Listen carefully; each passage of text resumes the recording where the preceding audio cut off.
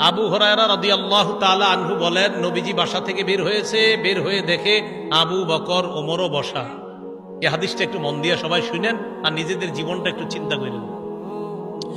নবীজি তাদের দুইজনকে প্রশ্ন করলেন, আবু বকর এবং ওমর, এই দুই সাহাবী, বিখ্যাত দুই সাহাবীকে প্রশ্ন করলেন, আচ্ছা তোমরা এইখানে এই মুহূর্তে কেন? মা আখরাজাকুমা ফি হাদিহিস সাআহ, এই সময়ে তোমরা এখানে কেন? অসময়ে মানে এই সময় মানে অসময়ে, আরে এই সময়ে তোমরা এখানে কেন? এই হাদিস দ্বারা বোঝা যায় সাধারণত যে সময় মানুষ ঘর থেকে বেশি একটা বের হয় না, ওই সময়ে নবীও বের হইলেন, আবু বকরও বের হইছে, ওমরও বের হইছে। নবী বের না হইলে জিজ্ঞাসা করে দেন। আবু বকর ওমর জবাব দিলেন, আহারে কি জবাব দেয় দেখেন, ক্বালাল জুউ ইয়া রাসূলুল্লাহ, হুজুর খিদা লাগছে, ক্ষুধার কারণে বের হইছে। সম্পদ সব ছেড়েছে মক্কায়, নবীর সাথে চলে আইছে মদিনায়। নবীজি যে জবাবটা দিলেন, আল্লাহর নবী বললেন, আল্লাযী নাফসি বিয়াদিহি আখরাজানিল্লাযী আখরাজাকুমা।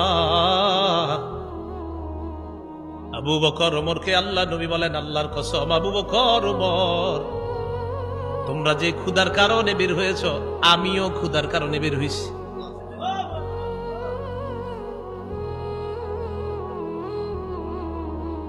আমি যখন এটা পড়ছি, বিশ্বাস করেন, কি দেখেন, দুই সাহাবীর আগে বলছে কেন বের হইছো? হুজুর ক্ষুধা। নবীজি বলেন, আমিও তো ক্ষুধায় বের হইছি।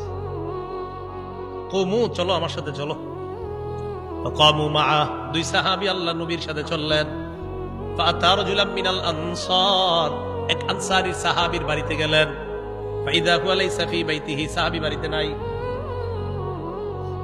রাআতহুল মারআ, ঘর থেকে আনসারীর বিবি দেখা ফেলছে, সর্বনাশ, আমাদের বাসায় এই তিনজনকে, আল্লাহু আকবার, মহিলা চিনে ফেলছে। ভিতর থেকে বলতেছে, মারহাবা, স্বাগতম স্বাগতম।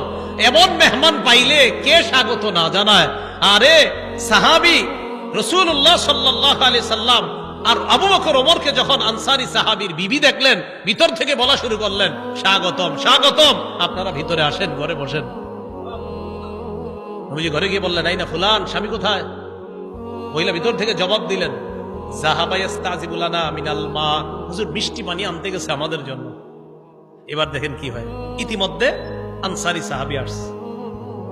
আসার পর সাহাবী দেখে বাসায় নবীজি, আবু বকর ওমর। আচ্ছা একটু ভাবেন তো মনে মনে, ওই যুগে যদি আপনি হইতেন আর যদি বাড়িতে গিয়ে দেখতেন হঠাৎ নবীজি আর আবু বকর ওমর আপনার ঘরে,